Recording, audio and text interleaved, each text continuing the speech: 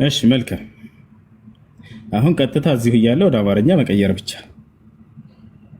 ወደ አማርኛ መቀየር ብቻ።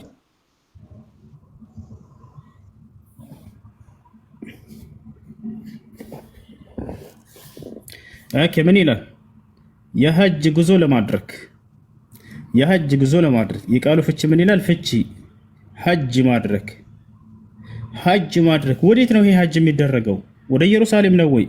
እዛ ወረድ ብለን እንመልከተው፣ ወረድ ብለን እንመልከተው። ይህ ሐጅ ወዴት ነው የሚደረገው? ያ ጀማዓ ይህ ሐጅ ወዴት ነው የሚደረገው? ያውና የጌታ ሰው አንድ ይሄን ቃል አንብባ። ምን ይላል እዚህ ጋር? ወደ የጌታ ሰው አንብባት እስኪ ምን ትላለች? መካ ወደ መካ ሐጅ አድርግ አይደለም? ዘመንህ ይባረክ። ያውና የጌታ ሰው። ስለዚህ ቀጥታ እዚህ ጋር ምን አደረጉባችሁ? ሲሸውዳችሁ በዓል አክብሩ ብሎ ነው ከሀገር ያስወጣቸው ሙሴና አሮን ይላሉ። ወደ ምድረ በዳ ሂደው የስንት የ3 ቀን ጉዞ እንደሆነ ይገልጻል እዚህ ጋር የሚገርማችሁ ማለት ነው። ወረድ ብሎ የ3 ቀን ጉዞ ቦታች አለ አይደል? ምን ይላቸዋል? እርሱም የዕብራውያን አምላክ ተገናኝ ቸነፈር ወይም ሰይፍ እንዳይገጥምን የ3 ቀን መንገድ በምድረ በዳ እንሂድ። ከግብፅ ሀገር ተነስተው እስከ መካ ድረስ እስኪሄዱ ወደ መካ ሄዳቸው ሐጅ አደረጉ። ስለዚህ ወደ መካ ሄደው ሐጅ እንዳደርጉ ታዘው ነበር ነብዩ። ለዚህ ነው ነብያችን ሰለላሁ ዐለይሂ ወሰለም ሲናገሩ ምናሉ? ማ ሚን ነቢይን ኢላ ወቀድ ሐጀል በይት አሉ። ማንም ነቢይ የለም ወደ መካ ሄዶ ሐጅ ያደረገ ቢሆን እንጂ አሉ። ወቀድ ሰደቀ ረሱሉላህ ሰለላሁ ዐለይሂ ወሰለም፣ የአላህ መልእክተኛ በእርግጥም እውነትን ተናግረዋል። አላህ በቁርአን ላይ ሲናገር አብርሃምን እና ኢስማኤልን ስሩ ካላቸው በኋላ ካዕባን ከሰሩ በኋላ ምን አሉ? ምን አላቸው? አላህ ትእዛዝ ሲያወርድለት ለአብርሃም ወአዚን ፊናሲ ቢልሐጅ፣ አብርሃም ሆይ ሰዎች ሁሉ ካንተ በኋላ ይመጣ ሁሉ ትውልድ እንዳለ ወደዚህ መጥቶ ሐጅ እንዳደርግ እዘዛ ነው። ወአዚን ፊናሲ ቢልሐጅ፣ ሰዎች ሁሉ ወደዚህ መጥተው ሐጅ እንዳደርጉ እዘዛቸው። አብርሃምም ይህን ትእዛዝ ሰጠ። ከእርሱም በኋላ እስራኤላውያን ነቢያቶች ሁሉ እየሄዱ ያደርጉ ነበር። መሲሁ በሚወርድ ጊዜ ሐጅ እንደሚያደርግ ቃል በቃል አሳያቸዋለሁ። ነቢያችን ሰለላሁ ዐለይሂ ወሰለም አሉ ينزل عيسى بن مريم في آخر الزمان بيت الله الحرام.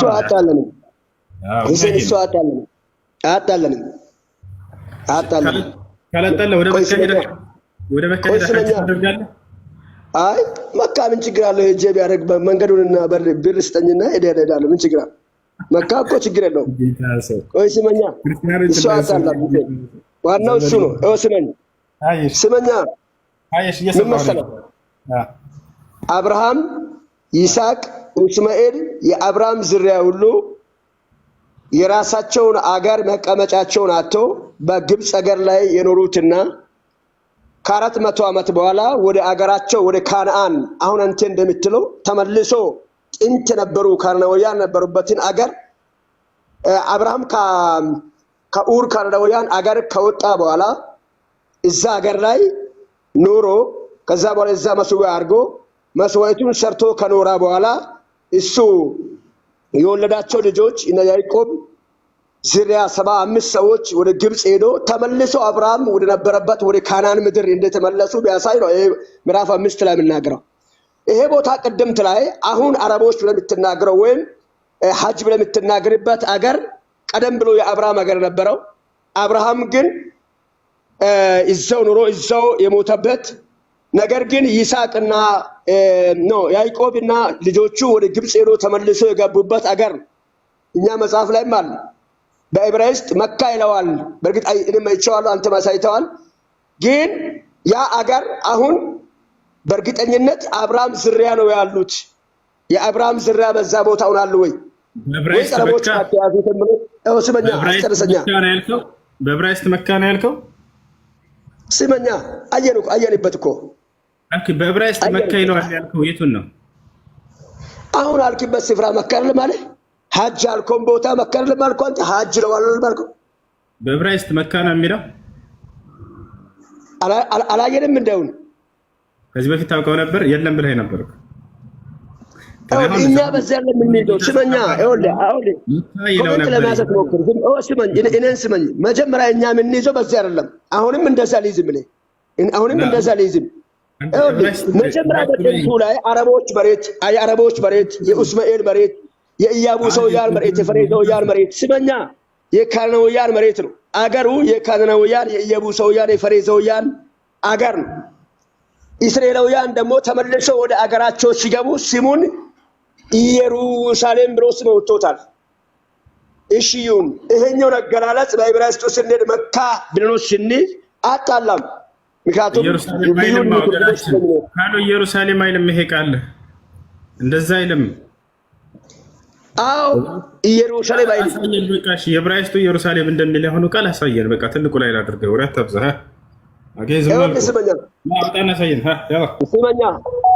ስማኛ አይደለም አውጣና ሳየን። ኢየሩሳሌም በእርግጥ ኢየሩሳሌም አይደለም። አንተ መካ ነው ካልክ እሺ መካ እንበል። አሁን ኢየሩሳሌም ነው አላልክም እንዴ? በእርግጥ ኢየሩሳሌም አይደለም ማለት ያንተ ነብይ ያጠራል። ኢየሩሳሌም ነው። አብርሃምና ይስሐቅ የገቡበት ሀገር ኢየሩሳሌም ነው። አሁን ልክድ አልችልም እኮ እኔ አብርሃም አልገባም። ያዕቆብ ዝርያ የገባበት ሀገር ኢየሩሳሌም ነው። እስራኤላውያንም ፊታቸውን መልሶ የሚሰግዱት ወደ ኢየሩሳሌም ነው። እሺ ጨረስክ? አልጨረስኩም። ቆይ ለምን ጣልቃ ትገባለህ? እስራኤላውያንም ወደ ፊታቸውን መልሶ የሚሰግዱት ወደ ኢየሩሳሌም ነው። አብርሃም አልሰገደበትም። እዛ ቦታ መስዋዕት አድርጎታል። እሱ ሞቷል፣ ተቀብሯል እዛው አካባቢ። የይስሐቅ ዝርያ ወይም የያዕቆብ ዘር 75ቱ ሰዎች ከግብፅ ምድር ወደ እስራኤል ሀገር ወደ ምንድነው ወደ ኢየሩሳሌም ሲመለሱ ፊታቸውን አድርጎም የኖሩበትም ሀገር እዛ ሀገር ነው። ሲበተኑ የሚሰግዱት ወደዛ ነው ኢየሩሳሌም። ስለዚህ አሁን ጥንት ላይ ስንሄድ ግብፃውያንን ለቆ ወደ አገራቸው ሳይመለስ ያ ስፍራ የአረቦች ወይም የካናናውያን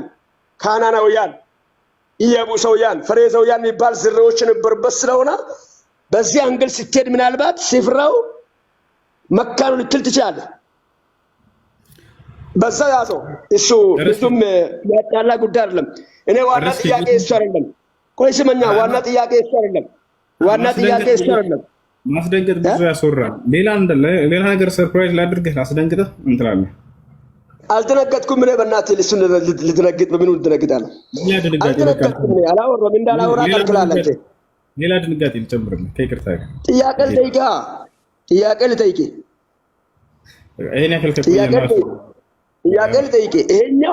ይሄኛው መጪው ሰላም እንዴት ነው?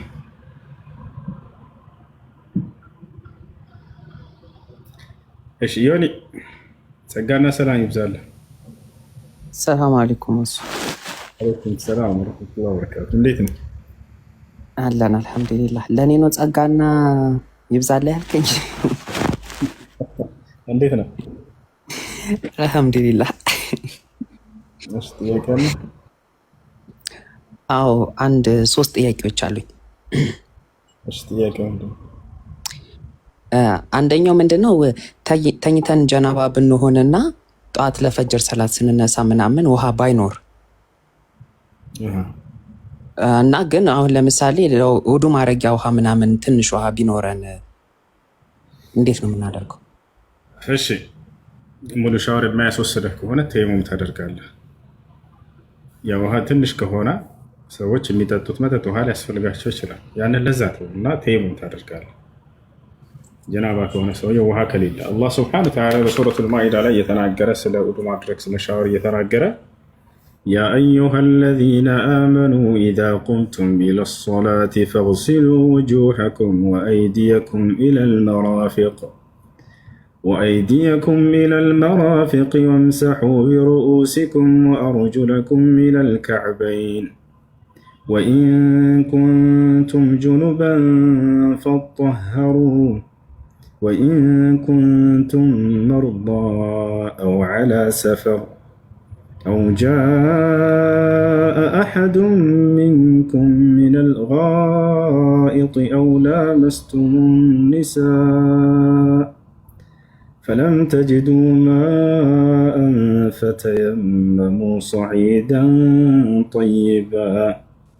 فتيمموا صعيدا طيبا فامسحوا بوجوهكم وأيديكم منه يلا ينكره وإن كنتم جنوبا جنابا بتكونوا على يسوي لج انقلفن تجيتو بهلمو يزرف ساشبي فطهروا يعني اغتسلوا يعني تزدادوا مالت زبوت على شاور وسبطات أبو مالتنا وإن كنتم مرضى كتاب ماتشو ታጠቡ ብሎ ሻወር ውሰዱ ብሎ ውሃ ከሌለስ መፍትሄ ሊያደርግ ነው አላህ። ወኢን ኩንቱም መርዳ ከታመማችሁስ፣ ለምሳሌ ሰውየው ታሟል፣ ቁስል አለበት እንበል፣ ጀናባ ሆነ። ይሄ ሰው ቢታጠብ ሻወር ሰውነቱ ላይ ውሃ ከነካው ሌላ ጉዳት ሊደርስበት ነው። ለዚህም መፍትሄ ሊያደርግ ነው አላህ። ወኢን ኩንቱም መርዳ አለ ከታመማችሁ አለ። አው ዐላ ሰፈሪን ወይንም ጉዞ ላይ ከሆናችሁ ወይም ሰፈር ላይ ሆነ የሆነ ቦታ ወጣህ ውሃ የሌለበት አካባቢ ሆንክ፣ የዛኔስ ጀናባ ብትሆን አላህ መፍትሄ ሊያደርግ ነው። ወኢን ኩንቱም መርዳ አው ዐላ ሰፈሪን አው ጃአ አሐዱን ሚንኩም ሚነል ጋኢጢ አው ላመስቱሙ ኒሳአ ፈለም ተጅዱ ማአን ፈተየመሙ ሰዒደን ጠይበን አው ላመስቱሙ ኒሳአ አው ጃመዕቱሙ ኒሳአ ሚስቶቻችሁን ብትገናኙ የዘር ፈሳሽ የዛኔ እንትን ቢከሰት ባይከሰትም ራሱ ከባል ከሚስቱ ጋር ከተገናኘ ሻወር መውሰድ ግድ ነው። ገብታችኋል? ላ ዩሽተረጥ ኢንዛል ልመኒ ፈውሉጅ አዘከር ኢላ ፈርጅ ልመርአ ዩጅብ ልጉስል ዩጅብ አልእክትሳል። እሺ ይሄ ነው እንዳጠቃላይ ሰውየው ከሚስቱ ጋር ግንኙነት ቢያደርግ ወይንም ደግሞ የዘር ፈሳሽ ቢያይ ጀናባ መታጠብ ግዴታ ቢሆንበት ውሃ በሌለበት አካባቢ ከሆነ ሰውዬ ተየሙም ያደርጋል። ወኢን ኩንቱም መርዳ አው ዐላ ሰፈሪን አው ጃአ አሐዱን ሚንኩም ሚነል ጋኢጥ አው ላመስቱሙ ኒሳአ ፈለም ተጅዱ ማአን ፈተየመሙ ሰዒደን ጠይበን ውሃ ካላገኛችሁ በንጹህ አፈር ተየሙም አድርጉ አለ። ተየሙም ብሎ ማለት በንጹህ አፈር የምታደርገው የውዱ ስርዓት ተየሙም ተብሎ ይጠራል። ጀናባንስ በዚያው መልክ ነው የምናደርገው። ለውዱና ለጀናባ የምናደርገው ስርዓት አንድ አይነት የተየሙም ስርዓት ነው። ገብታችኋል? ፈምሰሑ ቢውጁሂኩም ወአይዲኩም አለ። በእርሱም በዚህ በአፈር ፊታችሁንና እጆቻችሁን አብሱ አለ። አያችሁ እንዴት ነው ማለት ነው? ቢስሚላህ ትሉና በመዳፋችሁ እንደዚህ መሬቱን ንጹህ አፈር ሰዒደን ጠይበን ስላለ ጠሃራ የሆነ ንጹህ አፈር ሽንት ምናምን የሌለበት ንጹህ አፈር ውስጥ ሄዳችሁ እንደዚህ መታት አድርጋላችሁ መሬቱን። ከዚያ በኋላ ፊታችሁን እንደዚህ ታብሳላችሁ። ከዛ ይሄንን የቀኛችሁን መዳፍ በግራችሁ እንደዚህ ከላይ አበስ፣ ከዚያ ይሄኛውን በዚህኛው አበስ። አለቀ። ይሄ ነው ለኡዱ ከሆነ። ለጀናባ ስትጥበት ለጀናባም እንደዚያው ነው። ለጀናባም እንደዚያው ነው። ምክንያቱም የቁርአኑ አንቀጽ ለሁለቱም ነው እየተናገረ ያለው። ሌላ ማስረጃ ከሐዲስ እግር አያስፈልግም፣ ችግር የለም። ከሐዲስ ነቢያችን ሰለላሁ ዐለይሂ ወሰለም በእርሳቸው ጊዜ ሶሐቦች የሆነ ቦታ ወጣ ብለው ነበር። አብረዋቸው አልነበሩም ነቢያችን ሰለላሁ ዐለይሂ ወሰለም።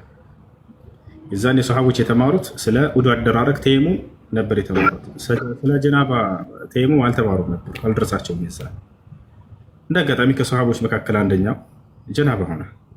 የሱብሒ ሶላት ደረሰባቸው። እቤት ሂጄ ሻወር እስከወስድ ብል ፀሐይ ሊወጣበት ነው፣ ሶላቱ ሊያልፍ ነው። እዚህ ሻወር እንዳይወስድ ደግሞ ውሃ የለም። ስለዚህ ምን አደረገ ይሄ ሶሐባ?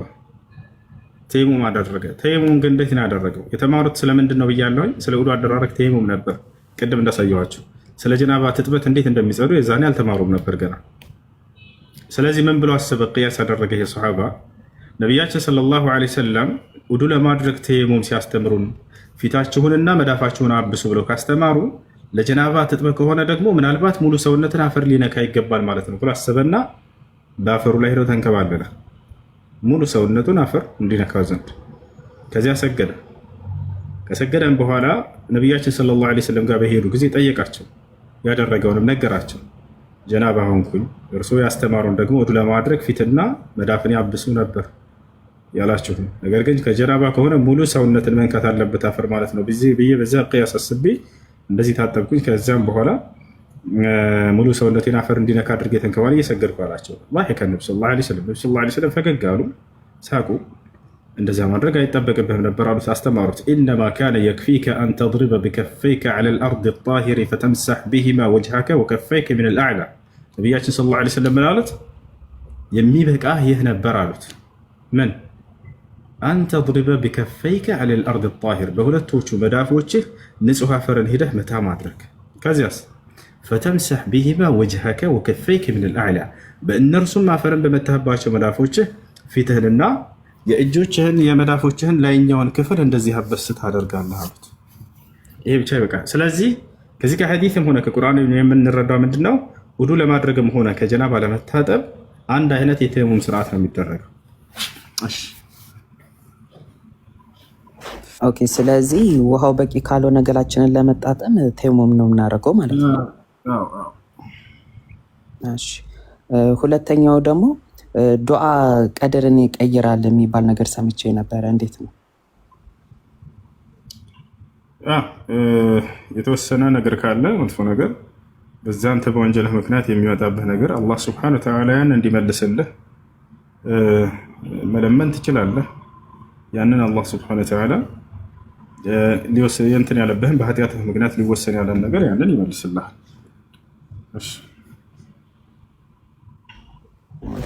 ሶስተኛው ጥያቄ ደግሞ ከኢብራሂም ዓለይሂ ሰላም ጋር ነው። ከአባን እንዲገነባ የታዘዘበት ባይብል ላይ አለ እንዴ? መጽሐፍ ቅዱስ ላይ ቅድም እንዳሳየናቸው ነው። እንደዛ ነው ያለው እንጂ እዚህ ስራ ብሎ ያዘዘበት ቦታ ላይ እዛ ላይ እስካሁን ድረስ አላየሁም። ነገር ግን እዚህ ቅድም ያሳየሁባቸው ቦታ ላይ ወደ መካ ሄደው ሀጅ እንዲያደርጉ የዕብራይስጡን ቀጥታ ሄዳቸው ወደ አማርኛ ሲቀይሩት ያን ታገኛላችሁ። ጀዛኩሙላህ ኸይር። አንድ ጥያቄ ነበረኝ ሳስታውሰው እጠይቃለሁ። ከላይ ያለች ጠይቁ። ወአለይኩም ሰላም ወራህመቱላሂ ወበረካቱ። እንዴት ነህ? ሰላም ነው አልሐምዱሊላህ ደህና ነኝ። አንድ 3 ጥያቄ አለኝ። እሺ የመጀመሪያው ያው እንደምታውቀው ጅኖች ማለት ነው እንደኛው የራሳቸው ህይወት ያላቸው አገር ያላቸው ቋንቋ የተለያየ እምነት ያላቸው ናቸው አይደል? እና አላህ Subhanahu Wa Ta'ala እስልምናን ወደነሱ እንዲደርስ የሚያደርግበት መንገድ በምን አይነት መንገድ ነው? እስልምና ወደነሱ እንዲደርስ የሚያደርጉ ወደነሱ የሚላክ ነብይ አለ? እሺ መርሐባ።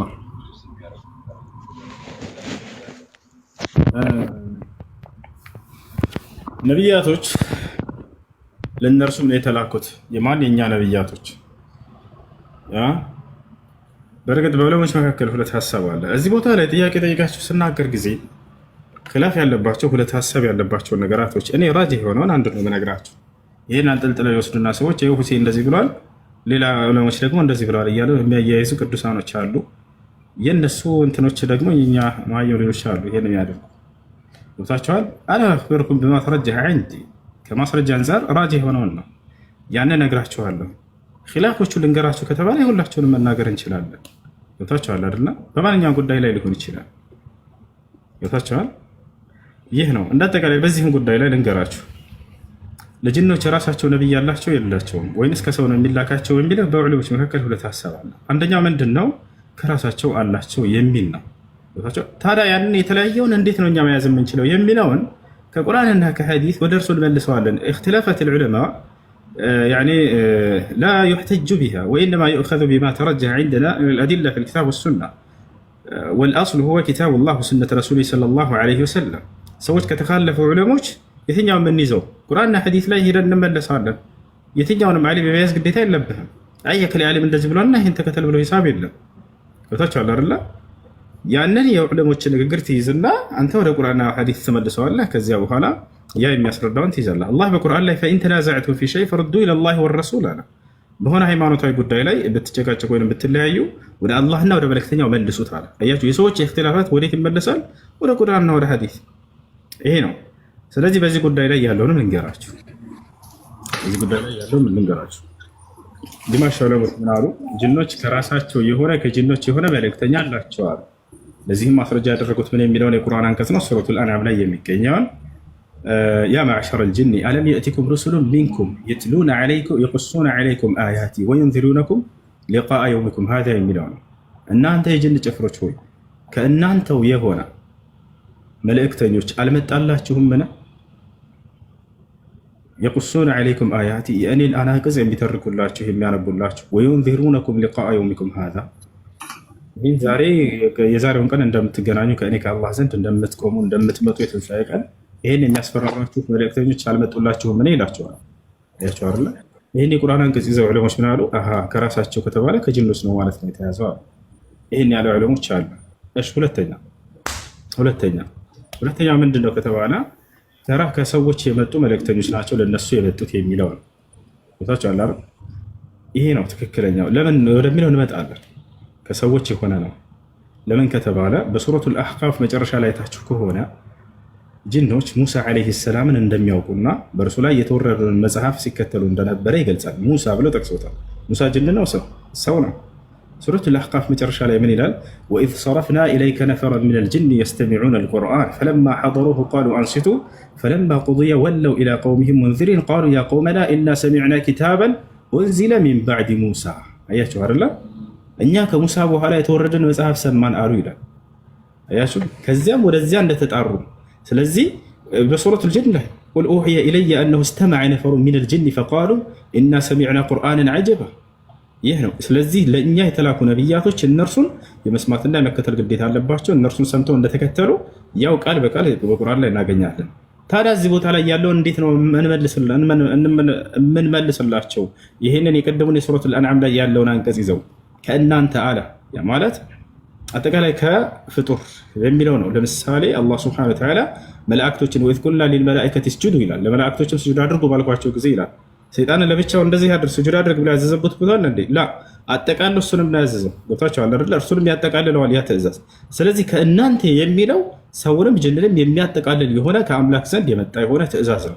ወማ ኸለቅቱል ጂነ ወልኢንሰ ኢላ ሊዕቡዱን ብሎ አጠቃሎ ይናገራቸዋል። ሰዎችንም ሆነ ጋኔኖችን እኔም በብቸኝነት እንዲገዙ እንጂ አልፈጠርኩም ማለት። ይሄንን መለኮታዊ መጽሐፍ በሰዎች ላይ አወረደና ሰዎችንም ጅኖችንም እንዲከተሉ አዘዛቸው ማለት ነው። ይሄ ነው ትክክለኛ። ስለዚህ በዑለሞች መካከል ኺላፍ ሲፈጠር ጊዜ ወደ ቁርአንና ወደ ሐዲስ ወደዚያ ተመልሱትና ይሄን የሚያስረዳውን ትይዛላችሁ። አከለ ያለም እንደዚህ ብሏል ትለጥፋለህ። ከዛ ወሰን እንደዚህ አለ። ሸዋንኛው ይሄን ይመስላል። ገብተዋል ወንድማችን? አዎ ገብቶኛል። በጣም ገብቶኛል። ሁለተኛውን ጥያቄ ልጠይቅህ። ጂኒ የሰው ልጆች ላይ እንትን አለው ማለት ሰውን የመጉዳት ስልጣን አለው? አብዛኛው ሰው ጂኒ ሲባል የሚመስለው የሆነ በጣም የሚያስፈራ ነገር ሰውን በጣም የሚጎዳ ነገር ስለሚመስለው እንዴት ነው ጂን ማለት ላይ ስልጣን አለው? ጂን ማለት ልክ እንደ ሰው ነው። ሰው ኃጢአት እንደሚያደርግ ሰውን እንደሚበድል ጂንም የሚበድል ነው፣ ኃጢአትን የሚያደርግ ነው። ልክ እንደኛ ነፃ ምርጫ ፍቃድ የተሰጣቸው ናቸው። ከኛ ከሰዎች አለ አይደል እንደየሄደ ሰው ሌላን የሚበድል ከዛልክ ልክ እንዲሁ ከጂኖችም አለ። ያን ነገር አላህ ሱብሓነሁ ወተዓላ ይቀጣቸዋል ወይ በሚያደርጉት ነገር? አዎ ይቀጣቸዋል።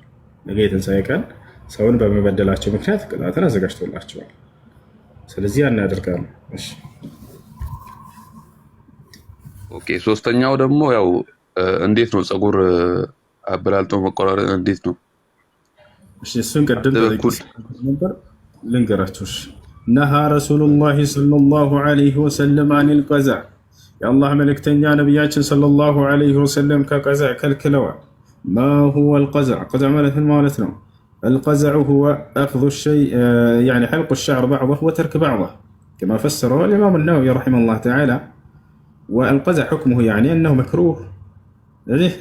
قزع بالمالات يسقرون كفيلون لجت الرجول يسقرون ليلون متون أتشوال حسان يالا إيه كريستيان ما إنه رونالدو يبغى تشوال تنش يزيشكر قلت يا يتوالى ليلون كفيل لا تشال ندتك عليه كيتم بوتايهون يسقرون قماشو لجت الرجول قماشو سويه متو إيه هذا هو المكروه هي تطلعنا. إيش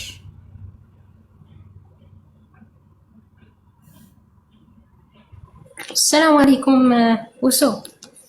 وعليكم السلام. እኔ ሙስሊም ነኝ። ይቅርታ ግን በጓደኛ ስልክ ገብቼ ነው። እኔ ብዙም እንትን አላለም። ጥያቄ ነበር ልጠይቅህ ብዬ ነው። በይ ኦኬ።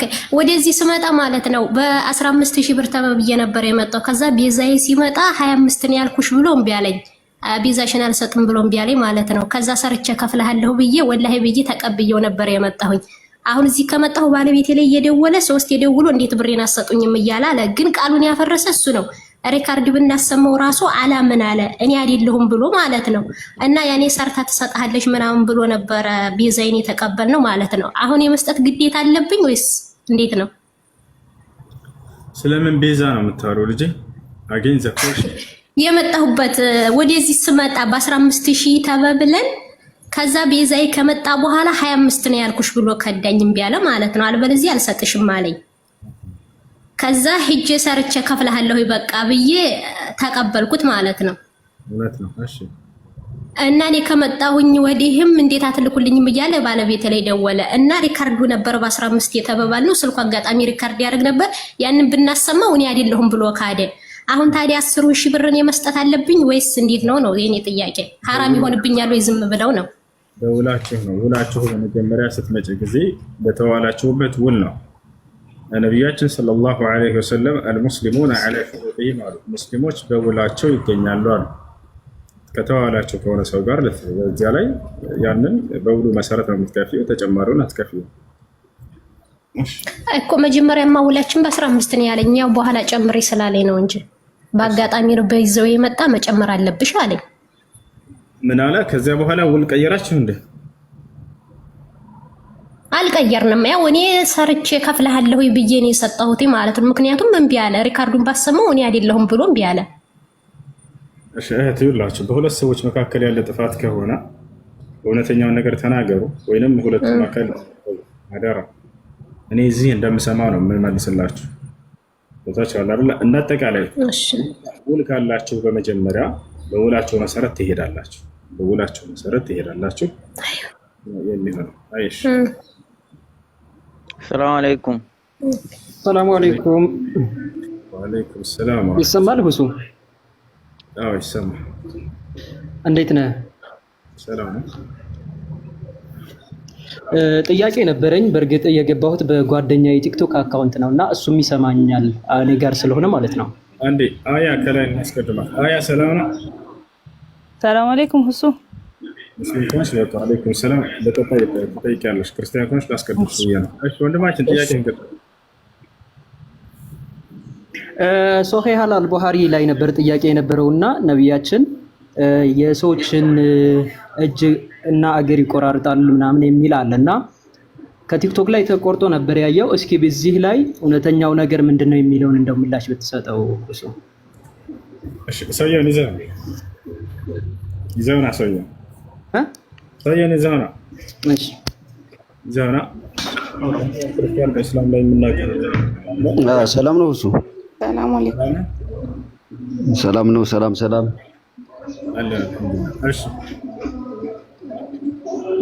ያው በእርግጥ ምዕራፍና ቁጥሩን ያው እንትን ብሏል እና ነብዩ ጋር እንግዶች መጥተው አሳድሩኝ ብለዋቸው ማለት ነው።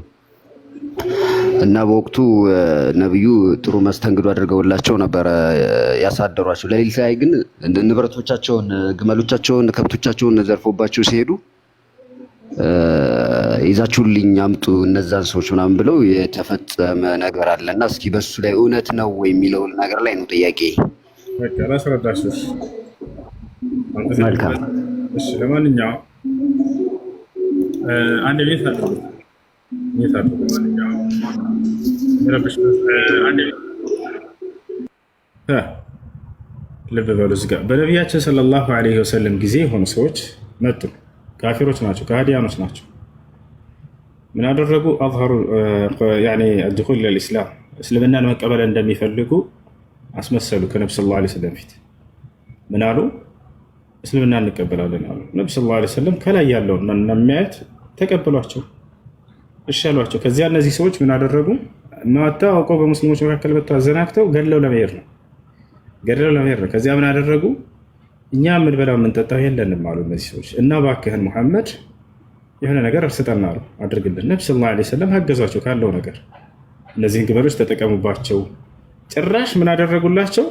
አገልጋይ ሁሉ ሰጧቸው። አንተ ደግሞ ወንድሞችህ ናቸውና እነዚህ አገልግላቸው በዚህ ብለው ሰጡት። ምን ያደረጉ እነዚህ ከሃዲ ሰዎች?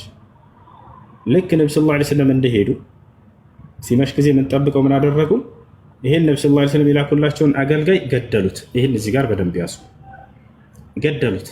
ከዚያስ እነዚህንም ነገራቶች ሰብስበው ግመሎችን ምናምን ዘርፈው ሄዱ። በቃ አያ አይደለ? ስለዚህ ሕክሙ ምንድነው? የገደለ ሰው ላ የሕሉ ደሙ እምሪእ ሙስሊሚን ኢላ ቢኢሕዳ ሰላስ አሰይብ ዛኒ አልነፍስ ብልነፍስ አታሪኩ ሊዲኒሂ አልሙፋሪቁ ሊልጀማዓ። የሰው ነፍስ ስላጠፉ ምን መደረግ ነበረባቸው? ይመረቋቸው?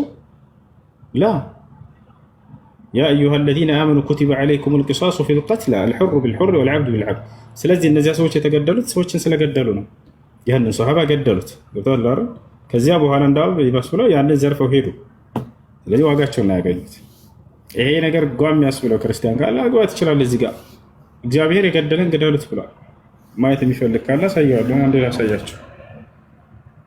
አንዴ ላሳያቸው የጌታ ሰዎች፣ የጌታ መንፈስ ያደረባቸው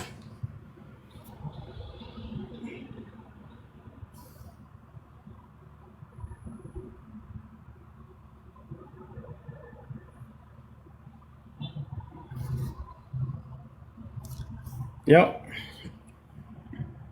ሰው ሰውን ቢመታ ቢሞትም እርሱ ፈጽሞ ይመረቅ ይላል። ይቅርታ ይገደል።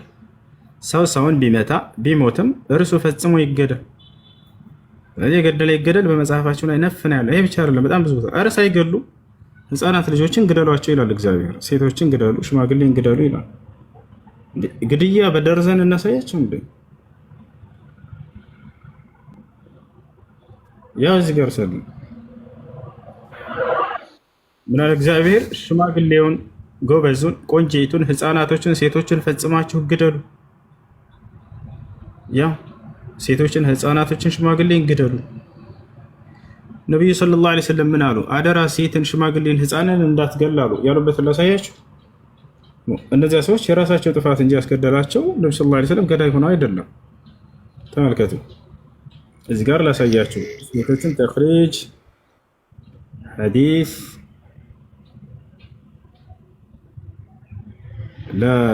እዚህ ላይ አንድ ጥያቄ ማለት ነው እንትኑ ላይ መጽሐፉ ላይ ማለት ነው እጃቸውንና እግራቸውን ቆራርጣችሁ ይላል እና ያ ነገር እውነት ነው ወይ? እስኪ ላይ ምላሽ ብትሰጠኝ። ግደላቸው ስለ ነቢያችን ሰለላሁ ዐለይሂ ወሰለም እንደዛ ነው ያሉት። ሰውየውን በገደሉበት መልክ ሰዎቹ ይገደላሉ። ፈቀተሉሁ ቆራርጠውት ሄዱ አይደለ? ያ ነው እስላም ላይ ያለው ያ ነው። ያ ሰውዬ ይገደላሉ፣ እነሱ በገደሉበት መሰረት ይገደላል። ይሄን መጽሐፍ ላይ ስለዚህ እጃቸውን ቆራርጠው ነው የገደሏቸው ማለት ነው። ያው እነዚህ ጋር እናነሳኝ ነቢያችን ሰለላሁ ዐለይሂ ወሰለም እንጠልቁ ቢስሚላህ ወቢላህ ወዐላ ሚለት ረሱሊላህ ወላ ተቅቱሉ ሸይኸን ፋኒየን ወላ ጥፍለን ወላ ሰጊረን ወላ ምርአተን። ነቢያችን ሰለላሁ ዐለይሂ ወሰለም ምን አሉ? ሴትን አትግደሉ፣ ህፃናትን እንዳትገሉ፣ ሽማግሌ እንዳትገሉ አሉ። ታያቸዋል። መጽሐፍ ቅዱስ ላይ ምን ይላል? ሕዝቅኤል 9:6 ምዕራፉን ለምትጠይቁ ክርስቲያኖች ያው ሕዝቅኤል 9:6 ሽማግሌን፣ ጎበዝን፣ ቆንጆይቱን፣ ህፃናቶችን፣ ሴቶችን ፈጽማችሁ ግደሉ ይላል። ይህን ይመስላል። እሺ ጥያቄ ያለ ይቀጥል። ሰላም አለይኩም። ወአለይኩም ሰላም ወራህመቱላሂ ወበረካቱ።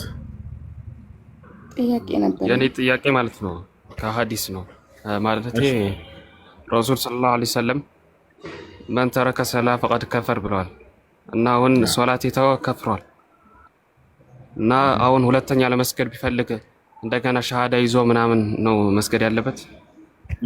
ሸሃዳ የሚይዘው እምነቱን ሲቀየር ጊዜ ነው። የዛኔ ግን ኩፍር አለበት። ያው ኩፍር ከእስልምና ያስወጣዋል፣ ያው ያስወጣዋል። ሸሃዳ የሚያስይዘው ግን ሰውየው ኢስላምን ሲቀየር ጊዜ ነው። እሺ እና ሌላ ጥያቄ ደግሞ አሁን ሰሜን ኮሪያ ምናምን ያሉ ሰዎች ሃይማኖት ምናምን አይፈቀድላቸውም እና ስለ ሙስሊም ምናምን ምንም አይሰሙ እና እነሱ ቢሞቱ ምናምን ምንድን ነው ወደ ጀሃነም ነው የሚሄዱት ነው ወይስ? ሁጃ ያልቆመባቸው መልእክት ያልደረሳቸው ሰዎች የእሳት ናቸው አይባልም። የእሳት ናቸው አይባልም። ሐቁ እስካልደረሳቸው ኢስላም ካልደረሳቸው የነቢይ ሰለላሁ ዐለይሂ ወሰለም አስተምሮ ያልደረሳቸው ሰዎች እንደዛ ናቸው። አልደረሳቸውም። ሄሎ አልደረሳቸውም። ያልደረሳቸው ከሆነ አላህ ስብሐነሁ ወተዓላ በቁርአን ላይ ወማ ኩና ሙዐዚቢነ ሐታ ነብዐሰ ረሱላ ይላል። እኔ መልእክተኛን ነብይን ሳልክ አልቀጣም ብሏል። ነቢያችን ሰለላሁ ዐለይሂ ወሰለም ሐዲስ ላይ ምን አሉ? ወለዚ ነፍሱ ሙሐመድን ቢየዲህ ኢነሁ ላ የስመዑ ቢ አሐድ ሚን ሃዚሂል ኡማ የሁድይን አው ነስራንይን ሱመ ለም ዩእሚን ቢ ወቢለዚ ኡርሲልቱ ቢህ ኢላ ካነ ሚን አስሓቢ ናር አሉ።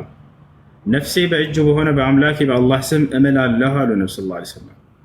እኔ ከተላኩለት ትውልድ እስከ ዓለም ፍጻሜ ድረስ የሚገኝ ማንም አይሁድ ወይንም ክርስቲያን ወይንም ሌላ ቢሆን የእኔን ነብይነት ሰምቶ ልብ በሉ፣ የተላኩበትን ኢስላምን የነቢያትን መንገድ ኢስላምን ሰምቶ ልብ በሉ፣ ሁለት ነገራቶች አስቀምጡ።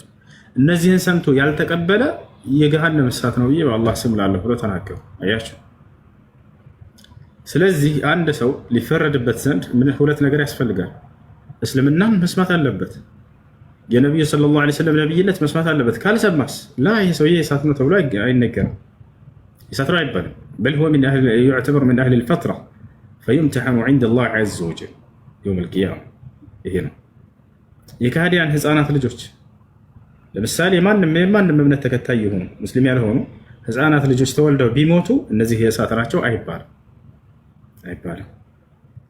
ገብታችኋል አይደል? እነዚህን አላህ ሱብሓነሁ ወተዓላ የእሳት ናቸው አድርጓቸዋል አይባልም በፍጹም። እሺ ይሄ ነው። ሌላኛው ጥያቄ ደግሞ የሆነ የሰማሁት ነው። የሆነ ረሱል እንትን ለይለቱል ቀድር መች እንደነበረ ያውቁ ነበርና ከዛ የሆነ ሁለት ሰሃቦች ሲከራከሩ ምናምን አላህ አስረሳቸው ምናምን ባለ ሰማሁ። ያው ነብያችን ሰለላሁ ዐለይሂ ወሰለም ለይለቱል ቀድር መቼ እንደሆነች ሊነግሯቸው እየሄዱ እያለ ለሰሃቦች መካከል የሆነ ኺላፍ ተፈጥሮ መካከላቸው የሆነ ጥል ነበር። እንደዛ ሲያዩ ጊዜ እነሱን ለማስታረቅ ሲሄዱ ያን ነገር አላህ ሱብሓነሁ ወተዓላ አስረሳቸው። መረሳቱ ነው መልካሙ ወይንስ ቢነግሩን ነው መልካሙ? ማነው የሚመልስ? መረሳቱ ነው መልካሙ። ለምን አሁን ሰው አንድ ሰው ቢያቅ 25ኛ ቢሆን አሁን ሰው ቢያቅ ሁሉም ሰው በ25ኛው ሌሊት ሁሉም ሰው ይሰግዳል። አያችሁ አይደል? መረሳቱ ለኛ መልካም ነው። አላህ ሲያስረሳቸው ጊዜ መልካምን ነገር ስለሆነ ነው ያን ያስረሳቸው። በታችኋል አይደል? ያን ቢነግሩት ኑሮስ ያችን ቀን ጠብቆ ሰው ይሰግዳል። አለቀ በቃ። ለይለቱል ቀድር ዛሬ ነች ብሎ ይመጣል። ነገር ግን አላህ ሱብሓነሁ ወተዓላ ይህን ማስረሳቱ ለኛ መልካም ነው። እናም በዒባዳ በሌሎችም ቀናቶች ላይ በዒባዳ እንድንጠነክር ያደርጋል። የሰው ልጅ ግን ሰነፍ ነው በባህሪው እና ያችን ቢነገረው ያችን ጠብቆ ይቆማል። የዛሬዋን ቀን ሰው ባለው አለቀ በቃ የዛሬዋን ሌሊት ትሰግዳለህ ይላል። ታዲያ ለምን እነዚህ ብዙ ናቸው ወይ? እነዚህ ቀናቶችስ እንደው ወላሂ 10 ቀናቶች ናቸው። 10 ቀናቶች ናቸው። 10 ሌሊቶች ናቸው። ከነዚህ አይወጣም። አንድ እርግጠኝነት ሆናችሁ የምታውቁት ነቢያችን ሰለላሁ ዐለይሂ ወሰለም ሐዲስ ላይ ተሐረው ለይለቱል ቀድር ፊል ዐሽር አልአዋኺር ሚን ረመዳን ነው። ለይለቱል ቀድርን ከአስርቶቹ የመጨረሻዎቹ ሌሊቶች ላይ ጠብቋቸው ብለው ተናገሩ። ተጠባበቋት ብለው ተናገሩ። አያችሁ ኢብኑ አልቀይም ይሄን አስመልክቶ ምን ይላል? 10 ቀን ብቻ ናቸው አለ። ከነዚህ ከአስርቶቹ ሌሊቶች ነው የምታገኙት አሉ ነብዩ ሰለላሁ ዐለይሂ ወሰለም። ካለ በኋላ ተዕሊቅ ሲያደርግ ምን አለ? አይደለም በአስርቶቹ ሌሊቶች ተብሎ በአመቱ ውስጥ ነች የምትገኘው ቢባል እድሜ ልኬን ቁሜ እጠብቃታለሁ ያችን ቀን እያለ ይናገራል። ለምን? የዛች ቀን ዒባዳ በዛች ቀን አምልኮ ሲሰራ ያደረሰው የ83 ዓመት ያክል አምልኮ ነው የሚሰጠው። ያ ማለት 83 ዓመት ያክል አላህን በትክክል እንደተገዛ ሰው አስባችሁታል። ይሄም በቁርአን አላህ ሲናገር ማስረጃው ይላል ኢና አንዘልናሁ ፊ ለይለቱል ቀድር ወማ አድራከ ማ ለይለቱል ቀድር ለይለቱል ቀድር ኸይሩን ሚን አልፍ ሸህር። እቺ ለይለቱል ቀድር ከአንድ ሺህ ዓመት በላጭ ነች። በአንድ ሺህ ዓመት ከምትሰራው ይቅርታ ከአንድ ሺህ ወራት የምትሰራው አምልኮ ከዚያ በላይ ነች እያለ ይናገራል።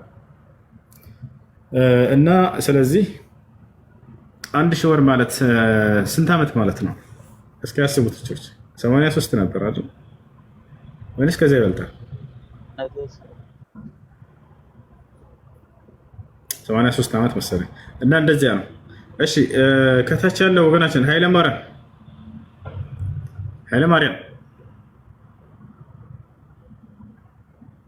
ሴት ልጅ ሀይድ ላይ ብትሆንስ? በጣም ጥሩ ጥያቄ።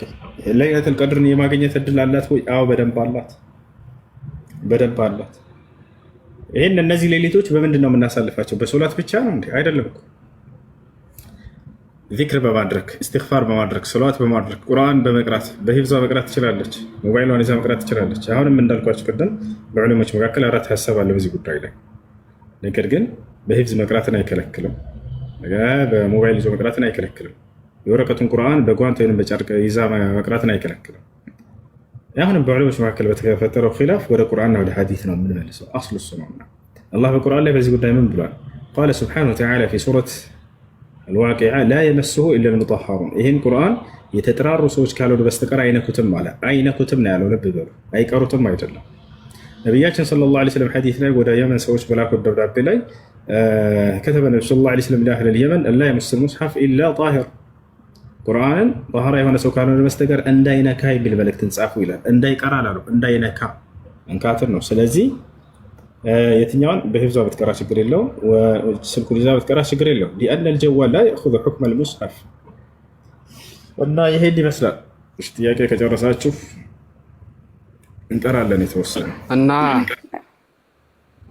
እንትን ደግሞ ጥያቄ ነበረኝ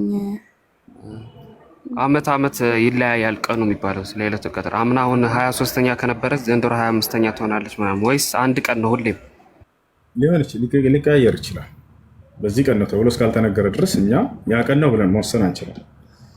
አንዳንድ ሐዲሶች 27ቱ ላይ የሚላሉ፣ ነገር ግን እነዚህ በዊትሮቹ እንደምፈልጋቸው ለማበረታታት የተነገሩ ሐዲሶች ነው። በእነዚያ በሌሊቶች ላይ እንደምፈልጋቸው። እሺ ብዙ አንዴ ልጠይቅ። እሺ ጥያቄሽ ምንድን ነው? አያቴ በቅርቡ ነበር ወደ አኪራ ሄዱትና የ6 ዓመት ምናምን 6 ዓመት ምናምን አልጾሙም፣ መጾም አይችሉም። የመርሳት በሽታም ነበራቸው፣ የልብ ህመምም እና አሁን ያልጾሙትን ያለፋቸውን አሁን ምን በማድረግ ነው ማድረግ ምንችለው? አልጾሙም ነው። قال النبي صلى الله عليه وسلم من مات وعليه قضاء من رمضان صام عنه وليه ነብያችን صلى الله عليه وسلم ምን አሉ? የረመዳን ቀضاء ያለበት ሳይጾም የሞተ ሰው ቤተሰቦቹ ስለ እርሱ ይጾሙበታል። ስለዚህ ነገር ግን ይሄን ኢብኑ ዑሰይሚን የተባሉ ታላቅ ዓሊም ተፍሲል ሲያደርጉ ሲያብራሩ አሉ ቀባ ማውጣት የሚጠበቅባቸው ቤተሰቦች ያ ሰው ቀባ የሚያወጣበት ጊዜ አግኝተው ዛሬ ነገ ጾማለሁ እያለ በመሳነፍ ቢያሳልፈው ነው። ወቅት አግኝቶ ጊዜ አግኝቶ ያንን ሳያደርግ ነው። ነገር ግን ጊዜ ሳያገኝ ሞተ እስከሆነ ታመመ፣ ምንም ቀባ የሚያወጣበት ጊዜ ሳያገኝ ሞተ እስከሆነ ለዚህ ሰውዬ ከፋራ ብቻ ይበቃቸዋል። ቤተሰቦች ከፋራው ምንድን ነው ከተባለ ለእያንዳንዱ ቀን አንዳንድ ምስኪን ማብላት፣ ለወሩ 30 ምስኪን። አይ ምግብ በማብላት አንችልም ካልስ በእህል መቀየር ይቻላል። ምን ያክል? ለእያንዳንዱ ቀን አንዳንድ ኪሎ ከግማሽ፣ ለወሩ 45 ኪሎ ማለት ነው። ለ6 ወር አባዡ በ6 ዓመት 6 ወር ጾም 6 ሲባዛ 45 ስንት ነው? ማትስኔ በመስኮት ነው የተማሩት። ካልኩሌተሮች ሌልሽ ወይንም አንቺ አስቡና አገኘሽ ነው። እሺ ሁለተኛ ጥያቄ ደግሞ አሁን ላይክ ለቅሶ ላይ ነንና አታልቅሱ ማለት ይሄ ማዘን ማብዛት የሞተ ሰው ላይ ወንጀል መጨመር ነው ምናምን ይባላልና ይሄ ከሐዲሱ አንፃር እንዴት? ኦኬ ነብያችን ሰለላሁ ዐለይሂ ወሰለም ኢነል መይት ለዩዐዘቡ ቢቡካኢ አህሊሂ አሉ። የሞተ ሰው በቤተሰቦቹ ለቅሶ ይቀጣል። ምን ማለት ነው? ሰው እንዴት በቤተሰቡ ለቅሶ ይቀጣል? አላህ በቁርአን ላይ ምን ብሏል? ወላ ተዚሩ ዋዚረቱን ወዝራ ኡኽራ ይላል። ማንም ነፍስ በማንም ነፍስ ኃጢአት አትያዝም ብሏል፣ አትቀጣም። ኩሉ ነፍስን ቢማ ከሰበት ረሂና፣ ሁሏም ነፍስ በሰራቸው ትያዛለች እንጂ በሰው ስራ አትያዝም ብሏል። ታዲያ እንዴት ነው እዛ እሱ ሞቶ የተቀበረው ሰው እዚህ ቤተሰብ ካለቀሰ በሱ ለቅሶ ምክንያት እሱ ይቀጣል ማለት ምን ማለት ነው? አንደኛ እንዲያለቅሱለት ተናዞ ከሆነ ይሄ ነው። ይሄ ሰው ግን ካልተናዘዘስ የለበትም። ያለ ፍላጎቱ በተደረገ ነገር አይቀጣበትም። ሁለተኛ ሌላው ትርጓሜ ምንድነው? ይቀጣል ሲባል ጊዜ ቅጣት ሲባል የጀሃነም እሳት ቅጣት ይጨመርበት ይቀጣል እዛ ለማለት አይደለም። ነገር ግን በእርሱ ምክንያት እያለቀሳችሁ እንደሆነ እንዲያውቅ ይደረጋል።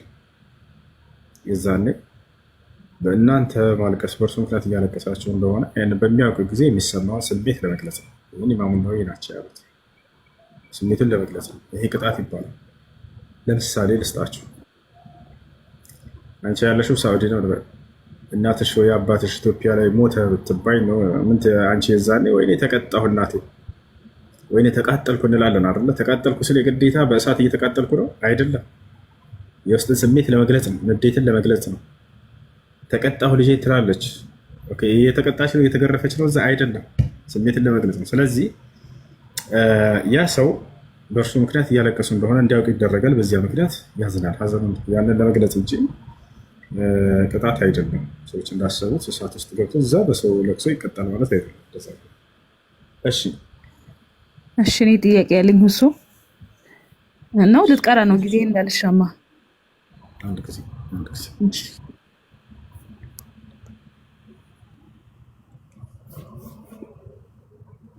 ሰላም አለይኩም ሙሱ። አሰላሙ አለይኩም ሙሱ። ጥያቄ ነበረኝ። እሺ የጀመረችው ትቀጥልና ትቀጥላለሽ። እሺ ጥያቄሽ ምንድነው? እንትን ዘካተል ፊት የዱንያ ዘካ ማለት ነው ከኢድ በኋላ ማውጣት ይቻላል እንዴ? አይቻልም። ዘካተል ፊት ማውጣት ያለበት ከበዓሉ በፊት ነው። አብዱላህ ኢብኑ ዑመር የተባለው ታላቁ ሱሐባ ሲናገር ምን አለ? فرض رسول الله صلى الله عليه وسلم زكاة الفطر على الرجال والنساء والصغير والكبير والعبد والأمة صاعا من تمر وصاعا من شعير وصاعا من بر وأمر أن تخرج قبل خروج الناس لصلاة العيد. عبد الله بن عمر تبارك الله صحابه من على يا الله ملك تنيا نبياتنا صلى الله عليه وسلم زكاة الفطر بوندم بسيتم بتلقم بتنش بباريم بحرم لا قديتا درقوال كمن كتيبر وينم كسنده وينم كقبس عند طاسه ماشي سوچ ለዒድ ሶላት ከመውጣታቸው በፊት እንዲሰጥም አዘዋል። አሁን ከዚህ ጋር ሙሉ የዘካተል ፍጥር ግንዛቤ እዚህ ጋር ታገኛላችሁ። ማን የማውጣት ኃላፊነት የተጣለበት? አባት ነው። አባት የራሱንና የሚስቶቹን የልጆቹን ያወጣል፣ ለትልቁም ለትንሹ። ካልቻለስ እናት ማውጣት ትችላለች።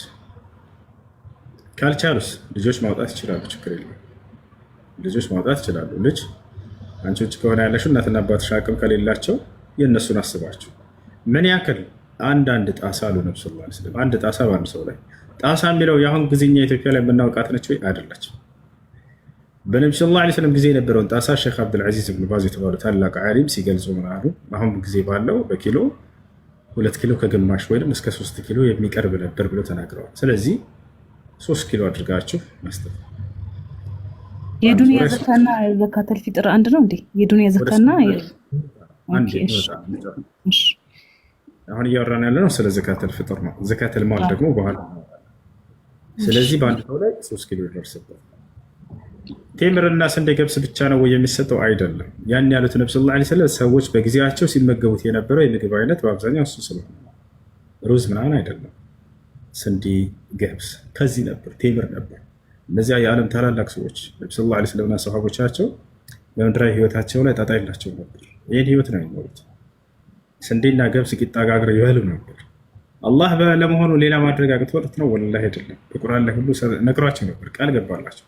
ተባረከ ለዚ ኢንሻአ ጀዐለ ለከ ኸይረን ሚን ዛሊከ ጀናትን ተጅሪ ሚን ተሕቲሃ አልአንሃሩ ወየጅዐል ለከ ቁሱራ እያለ ይናገራል። እኔ በምድር ላይ ገነትን እዚሁ ምድር ላይ ከፈለክ አደርግልሃለሁኝ አላቸው። ልክ እንዲሁ ደግሞ ህንፃም አደርግልሃለሁ። ህንፃ የሚባለው ቃል ከመታወቁ በፊት ቁርአን ላይ ታገኘዋለህ። ህንፃንም በምድር ላይ ከፈለክ አደርግልሃለሁ ይላቸዋል። ነገር ግን ነብዩ ሰለላሁ ዐለይሂ ወሰለም ዝቅ ያለን ህይወት ነበር የሚፈልጉት። ለምን? አንደኛ ወለልአኺረቱ ኸይሩን ለከ ሚነል ኡላ ነው። ከቅርቢቱ ዓለም ይልቅ የቀጣይቱ የመጨረሻይቱ ዓለም ለአንተ የተሻለች ነች ስለተባሉ የቀጣዩን ዓለም ጸጋ እንጂ ምድራዊ ጸጋን እዚህን አይፈልግም ነቢያቶች። ሁለተኛ ሀብታም ብቻ ሆኖ በነበር ነብዩ ሰለላሁ ዐለይሂ ወሰለም ድሃ ባይሆኑ ኑሮ አብዛኛው ትውልዳቸው ድሃ ህዝብ ነው አይደለ? ታዲያ ድሃ ሰው የእርሳቸውን ህይወት እንዴት አጊቶ ነው ሊመራና አርአያ ሊያደርግ የሚችለው? ለህዝቦቻቸው አርአያ የሆኑ ዘንድ አጊተዋልም አጥተዋልም። አያቸው አይደለ? ሀብታም የሆነ ሰው እንዴት አድርጎ ህይወቱን ማስኬድ እንዳለበት ያን ሀብቱን በነብዩ ሰለላሁ ዐለይሂ ወሰለም ሀብታም በሆኑበት ዘመን ያሳለፉትን ህይወት ያነባል፣ ይከተላል። ድሃ የሆነ ሰው በድህነታቸው እንዴት እንዳሳለፉ ያንን ያነባል፣ ይከተላል። አላህ ሱብሓነሁ ወተዓላ ቁድዋ አርአያ ያደረጋቸውና ሁሉን ነገር በእርሳቸው ላይ እንዲያልፍ አድርገዋል። አጊተዋልም፣ አጥተዋልም፣ ተደብድበዋልም፣ ድል አጊተዋልም። ሁሉን ነገር በእርሳቸው ላይ አልፏል። በዚያን ጊዜ ሰው እንዴት አሁኑ ማለፍ እንዳለበት እርሳቸውን አይቶ እንዲሄድ ቀርጾ ቁጭ አድርጎልናል ዓለይሂ ሰላቱ ወሰላም። እሺና ይህ ነው እና በዚህ ጊዜ ደግሞ አብዛኛው ሰዎች በሚመገቡት በአካባቢያቸው ትቀይሩታላችሁ ማለት ነው። ስንዴና ገብስ ብትሰጣ አሁን የሀገራችን ህዝብ ላይበላ ይችላል። ለፈረሴ ነው ወይንስ ለበቅሎ ነው ነው የሚልህ። ስለዚህ ምንድን ነው የምታበሉት? ሩዝ ማለት ነው፣ ወይንም ጤፍ ወይንም ማሽላ ሰዎች በአካባቢያቸው ከሚመገቡት ማለት ነው። ቦታቸዋል አይደለ? ስለዚህ 3 ኪሎ ሩዝ አስበህ ትሰጣለህ ማለት ነው። እሺ ይህስ መቼ ነው የሚሰጠው? አደራ የሚሰጠው ለሶላት ሰዎች ከመውጣታቸው በፊት ነው። ስለዚህ ኢብኑ ዑሰይሚን የተባሉ ታላቅ ዓሊም ምን አሉ? ረመዳን ከ28ኛው ቀን ጀምሮ እስከ ዒድ ሶላት ድረስ ባለው ጊዜ ሰጠዋል። ለምንድን ነው ከዚያ በፊት ከዒድ ሶላት በፊት ስጡ ያሉት ነብዩ ሰለላሁ ዐለይሂ ወሰለም? ረሕመተን ወሸፈቀተን ቢልፉቀራኢ ወልመሳኪን፣ ለድሃዎች በማዘን ነው። ምክንያቱም የዘካተል ፍጥር ዋና የተደነገገበት ዓላማ 2 ነው። ዘካተል ፍጥር የተደነገገው ለ2 ዓላማ ነው። ጡዕመተን ሊልመሳኪን ወጠህረተን ሊሳኢም፣ ለጾመው ሰው ለጾሙ ንጻት እንዲሆንለት አሉ። በጾማችሁ ላይ ጾሙን ጉድለት ያጋጥሟችሁ ከሆነ በጾሙ ላይ ያሟለዋል። ያ ዘካተል ፍጥር ጉድለት እንዳይኖረው አድርጎ ከአላህ ዘንድ ይሄን ያደርጋል። ለዚህ ሲባል ሁለተኛ ደግሞ ምንድነው? ለድሃዎቹ ምግብ እንዲሆን ዘንድ አሉ። ድሃዎች በበዓል ቀን ወጥተው ከሰው ደጅ እንዳይቆሙ በዚህ በደስታ ቀን እንኳን እነርሱን ለመቻል ሲባል የተደነገገ ድንጋጌ ነው። የበዓል ቀን ከሆነማ ከዚያ በኋላ በበዓሉ ቀን ብትሰጠው ምን ዋጋ አለው? በደስታው ቀን ቆሞ እንዲለምን እንዳታደርጉ አደራ። ብዙ ሰው ይህንን ዘካተል ፊጥር ከበዓል በኋላ ይሰጣል። ላ አይደለም። ነብዩ ሰለላሁ ዐለይሂ ወሰለም ወአመረ አን ትኽረጀ ቀብለ ኹሩጅ ናስ ሊሶላት ልዒድ አሉ። ሰዎች ለዒድ ሶላት ከመውጣታቸው በፊት እንዲሰጥ ማዘዋል አሉ። ድሃዎች በዚያ በደስታ ቀን ከሰው ደጅ እንዳይቆሙ የተደነገገ ድንጋጌ ነውና ዘካተል ፊጥር ቀድማችሁ ነው መስጠት ያለባችሁ። ከተቻለ እንዳውም ከ27 ከ28ኛው ቀን ጀምራችሁ ስጧቸው። የዛኔ በበዓል ቀን ወጥተው እንዳይለምኑ እዚያን ቀን እንኳ ተሸፍኖላቸው ቤታቸው ደስታቸው እንዲያሳልፉ በሰው ደጅ ሄደው እንዳይቆሙ ሲባል የተደነገገ ነው። هذا هو زكاة الفطر። ይሄ ነው። እሺ ሰላም አለይኩም። ወአለይኩም ሰላም ወራህመቱላሂ ወበረካቱ። ስለ ዘካ ጥያቄ ነገረኝ። እሺ ቤት ክራይ እንትን መሬት በአመት ውል ተከራይተን ከዛ ያ መሬቱ ላይ ቤት አሰራንበት በክራዩ የሚታሰብ ማለት ነው። እና ያ የተሰራው ቤት ደግሞ ይከራያል። የኪራይ ቤት የኪራይ ቤት ዘካ አለበት። ዘካው የሚሞላ የሚደርስ ከሆነ ኒሳቡ የሚሞላ ከሆነ አለበት። ያ ማለት የሚጠራቀመው ገንዘብ ማለት ነው። ያ የኪራይ ቤት ግን ከእጅ ወደ አፍ ከሆነ ቤቱ ግን እንትኑ ኪራዩ የሚከራይበት ቤት የባለቤቱ አይደለም፣ ተከራይቶ የተሰራ ቤት ነው እና ከዓመት በኋላ ይወስዷል ባለቤቱ ባለመሬቱ ማለት ነው። መሬቱን ተከራይቶ የተሰራ ቤት ነው። እሺ ወንድም ቦታው የማን ነው? ቦታው የሌላ ሰው ነው። ከዛ ቦታውን ተከራይተን ያ ቦታ ላይ መሬት ሰራንበት፣ ቤት ሰራንበት። መሬቱ ላይ ቤት ሰርተንበት ቤቱን ጊዜያችን እስከሚያበቃ ለአንድ ዓመት ይከራያል። ከዛ ይወጣል። ይህ የሚከራየው ገንዘብ ላይ ዘካ አለበት እያልኩ የሚከራየው የሚጠራቀመው ገንዘብ የዘካ ኒሳቡ መጠኑ የሚደርስ ከሆነ ዘካ ይኖርበታል። ወይም ሌላ የምታወጡት ጥሬ ገንዘብ ካላችሁ ከዚያ ጋር ይደመራል። ያ የሚጠራቀም ከሆነ የቤቱ ኪራይ ማለት ነው። ኪራይ ዘካ አለበት። ቤት ዘካ ማገልገያ ሰውየው የሚኖርበት ቤት ከሆነ ዘካ የለበትም። የምትኖርበትን ቤት አስበህ አውጣ ይባላል። እያከራየ ከሆነ ግን ገንዘብ እያገኘበት ነው። ስለዚህ ያ የሚጠራቀመው ገንዘብ ለዘካ መጠን ኢዛ በለገ ኒሳብ ወሐለ ዐለይሂ አልሐውል ፈቀድ ወጀበ ፊ ዘካ እንዳሉ ነብዩ ሰለላሁ ዐለይሂ ወሰለም የሚጠራቀምና የዘካ መጠኑ ላይ የሚደርስ ከሆነ ዘካ ይኖርበታል። የማይጠራቀም ከሆነ እስከ እጅ ወደ አፍ ከሆነ ለቤተሰብ አገልግሎት ይዘው ኪራዩ ተቀብለው የሚበሉት ከሆነ የዘካ የለበትም። እሺ ሌላ ጥያቄ አንድ ልጨምር። እሺ ተራዊ ላይ ስንሰግድ ማለት በስልክ ቁርአን መከታተል ይቻላል? ተራዊ ላይ ስትሰግዱ በስልክ መከታተል ለሚያርም ሰው ከሆነ ይሄ ዑዝር አለ። ለሚያርም ከኋላ ቆሞ ኢማሙ ሲሳሳት ሊያርም ችግር የለም። ወይንም ለሚያሰግደው ሰው ከሆነ ቤት ውስጥ ለሚሰግድ ከሆነ ይሄም ችግር የለም። ሐፊዝ ካልሆነ ይዞ ቢሰግድ። ነገር ግን ዝም ብሎ ለመከታተል እስከሆነ ይሄን ኢብኑ ዑሰይሚን የተጠላ ነው ብለዋል። ለምን ከተባለ አንድ ትልቅ ሱናን ስለሚያስተዋቸው። እሱ ምንድነው? በደረት ላይ እጆችን ማስቀመጥ። ነቢያችን ሰለላሁ ዐለይሂ ወሰለም ሐዲስ ላይ ሲናገሩ ወضع የድ ዩስራ ፊ الصدر من سنن الانبياء አሉ። ሶላት በምትሰግዱ ጊዜ በደረት ላይ ቀኝ እጅን በግራ እጅ ላይ ደርቦ ማስቀመጥ የነቢያቶች ሁሉ ሱና ነው ብለዋል። ይሄን ነገር ያስተዋቸዋል። በእጅ ይዘህ እንደዚህ ስትሰግድ ይሄን አታደርግ። ሱና እንዳስተያቸው ያለ በትርጉም እያዩ የሚሰግዱና በትርጉም ማየት ውሳሱ ያው ነው። አንድ ነው። አይቻልም። እሺ ትንሽ እንቅራ። ወአለይኩም ሰላም። ወአለይኩም ሰላም። ጥያቄ ነበረኝ። እሺ ጥያቄ ምንድን ነው? ጥያቄ ነበረኝ። የስራ የመኪና ዘካ እና አለው ወይ? እሱም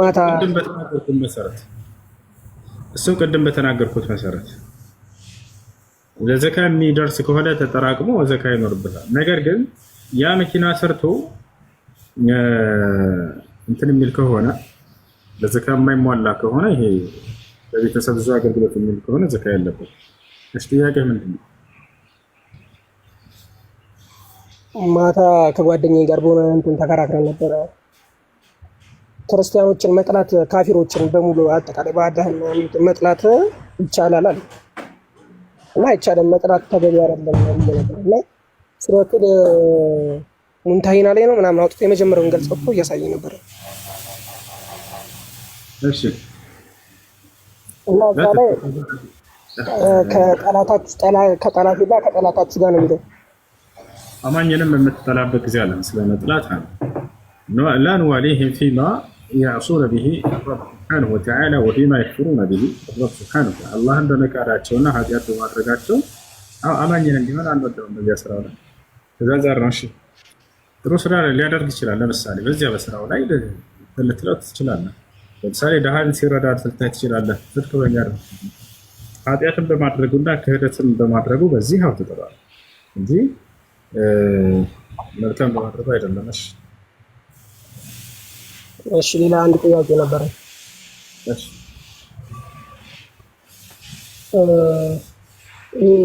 ማንጅ ሶስት አይነት ነው ለዘካተል ፍጥር ብለው መስጂድ ለሚሰበስቡ መስጠት ይቻላል ወይ? እነዚያ መስጂድ የሚሰበስቡ ሰዎች ብሩን ሰብስበው ለድሃ እህል ገዝተው ለመስጠት ከሆነ ችግር የለውም። ብሩን ተቀብለው ለመስጠት ከሆነ በቀጥታ አይቻልም። እህል ነውና ስጠው ያሉት ነብዩ ሰለላሁ ዐለይሂ ወሰለም። እሺ መንዬ ሶስት አይነት መንዬ አለ ብለህ ነበር ባለፈው ስታስተምር እና የትኛው ነው የሚነጅሰው የትኛው ነው የማይነጅሰው? እሱን ለማወቅ ነበረ። የሚነጅሰው መዝይና ወድይ ነው። መዝይና ወድይ ይነጅሳል። ታውቃቸዋለህ ወይንስ ላብራራለህ? አሁን አብራራልኝ። እሺ አዳምጡ። ኢነላሃ ላ የስተሒ ሚነል ሐቅ። እሺ ከሰዎች የሚወጡ የዘር ፈሳሾች ሶስት አይነት ናቸው። ከሰው ዘር የሚወጡ ከሰው ልጅ የሚወጡ የዘር ፈሳሽ ሶስት አይነት ናቸው። ኢስላም በጣም የሚደንቀኝ በዚህ ጋር ነው። ሰውን በደንብ ያውቀዋል። እንዲህ አድርግ ለማለት ብቻ ሳይሆን ኢስላም አላህ ሱብሓነሁ ወተዓላ በቁርአን ላይ ምን እንደሆነ ሁላችንም ነገራችንን ከሚያውቀን ከአምላካችን ዘንድ የመጣ ቃል መሆኑን ይሄ ነገር ሙስሊሞች ለመተችት ያነሱበታል በሌላ ተከታዮች። ነገር ግን በደንብ ቢያስተውሉት ኖሮ ለካ ሁሉን ነገርን ከሚያውቀኝ ዘንድ የመጣ ቃል እንደሆነ ብሎ ይረዳበት ነበር። ያን ነገር ቢያነቡ ይሄን መጽሐፉ ላይ አይናገርም። የትኛውም መጽሐፍ ቅዱስ ላይ እነዚህ የዘር ፈሳሾች ሶስት መሆናቸውን የዘር ፈሳሽ ብቻ ብሎ ነው የሚያስቀምጠው። ነገር ግን በተጨባጭ ስናይ ከሰው ዘር የሚወጡ የዘር ፈሳሾች ሶስት ናቸው። እነዚህን ኢስላም ነው መልስ ያለው ኢስላም ጋር እዛቸው አዳረን መንይ መዝይና ወዲህ በሶስት መንገድ የሚወጡ የዘር ፈሳሽ ናቸው። ከወንድም ከሴትም ከወንድም ከሴትም ናቸው። መንይ የሚባለው የዘር ፈሳሽ በግብረ ስጋ ግንኙነት ጊዜ የሚወጣ ልክ እንዲሁ ሰው ሌሊት ሊሆን ይችላል፣ ቀንም ሊሆን ይችላል፣ እንቅልፍ ተኝቶ የሚወጣ የዘር ፈሳሽ እርሱ ምን ይባላል? መንይ ይባላል። ይህ መንይ ይባላል። ከዚህ ውጭ ሌላ የዘር ፈሳሽ አለ ወይ? አዎ፣ በሌላ መንገድ የሚወጣ አለ። ያ ምንድነው? ከሚስትህ ጋር ግብረ ስጋ ግንኙነት ሳታደርግ እንቅልፍህንም ሳትተኛ ልክ እንዲሁ ሳለህ እንቅልፍህን ሳትተኛ አንተ ፊል የቀባ ያኔ ነቅተህ ሳለህ እንደዚሁ የሚወጣ የዘር ፈሳሽ አለ። ለምሳሌ ሴት አይተህ ሊሆን ይችላል፣ ወይንም ደግሞ ሴት አናግረህ ሊሆን ይችላል፣ ወይ ስሜታዊ ነገር አስበህ ወይንም ከሚስትህ ጋር ስትላፋ ሊሆን ይችላል። በዚያን ጊዜ የምትወጣው የዘር ፈሳሽ ምን ትባላለች? መዝይ ትባላለች። ተሰዋል አይደል? ይሄ ነው በተለያየ ሁኔታ የሚወጣ ነው። እነዚህን ኢስላም ነው እንትን የሚላቸው የሚያውቃቸው ማለት ነው። ሶስተኛ የዘር ፈሳሽ ምንድን ነው? ወድይ ነው። ሶስተኛ የዘር ፈሳሽ ምንድን ነው? ወድይ የሚባለው። ወድይ የሚባለው ደግሞ ሽንታችን ሽንት ከሽና በኋላ የሰው ልጅ ተከትሎ የሚወጣ የሆነ ነጭ የዘር ፈሳሽ አለ። ከሽንት በኋላ በጣም ደክሞት ሰው ሊሆን ይችላል። ከዚያ በኋላ የሚከሰት ነው። በእነዚህ በሶስት መንገድ የሚወጡ ናቸው። የሚነጅሰው የትኛው ነው? የትኛው ነው ሻወር የሚያስወስደው እሱ በሚለው እንምጣ። የመጀመሪያው መንይ ያልኳችሁ እሱ ሻወር ያስወስዳል። ነገር ግን ነጃሳ ነው ወይ? ነቢያችን ሰለላሁ ዐለይሂ ወሰለም ሐዲስ ላይ አለል መንይ ጣሂር ተብሎ ነዓም መንይ ጣሂር ብለዋል። መንይ ጠሃራ ነው ብለዋል። ታች አላረ ያ ነው። ሁለተኛ ምንድነው? መዝይ የሚባለው። መዝይ የምትባለው ደግሞ እሱ ሻወር አያስወስድም። ነገር ግን ነጃሳ ነው ስለሚነጅስ የነካብንን ቦታና ልብስና ሰውነታችንን የነካውን ቦታ ማጽዳትና ማጠብ ነው። ወድይ የሚባለው እሱም እንዲሁ ሻወር አያስወስድም። ነገር ግን ወዲያው ከሽንት በኋላ ተከትሎ የሚመጣ ስለሆነ እዚያ ውስጥ እጃ ማድረግና ማጽዳት ብቻ ነው። ይሄ ነው ገብቷል። ዋጋቱን ተመርሰድ ይወርስ ጀዛከላ ቢስሚላሂር ረህማኒር ረሂም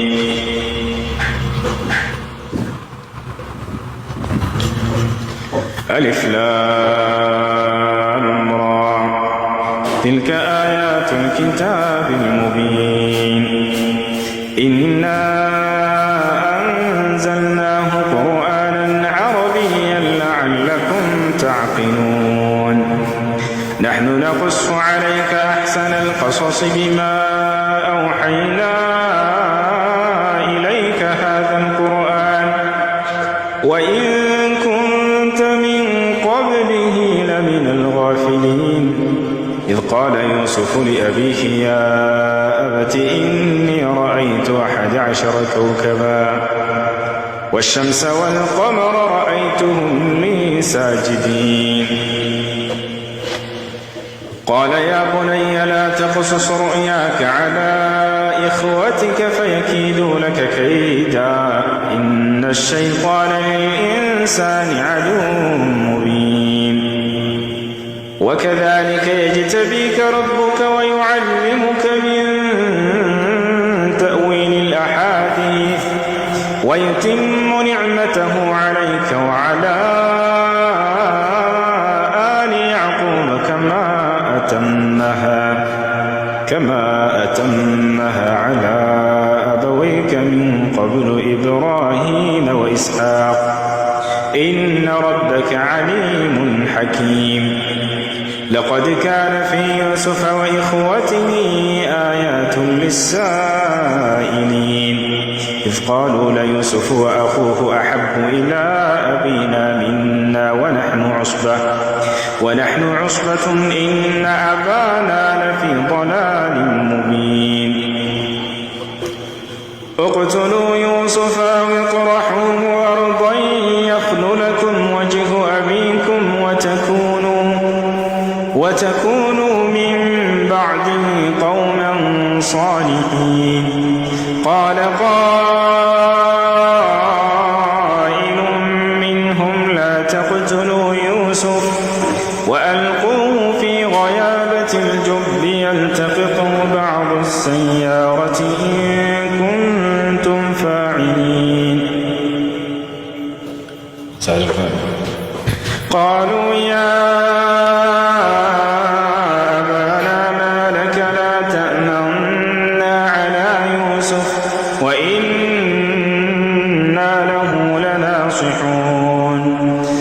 أرسله معنا غدا يرتع ويلعب وإنا له لحافظون قال إني ليحزنني أن تذهبوا به وأخاف أن يأكله الذئب وأنتم عنه غافلون قالوا لئن أكله الذئب ونحن عصبة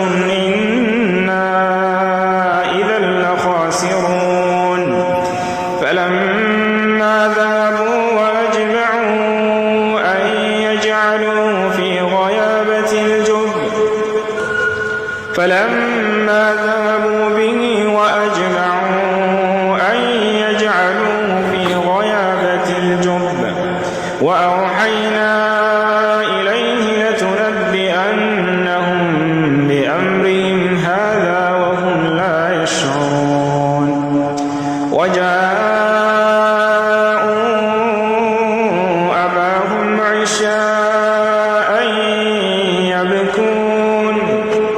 قالوا يا أبانا إنا ذهبنا نستبق وتركنا يوسف عند متاعنا فأكله الذئب وما أنت بمؤمن لنا ولو كنا صادقين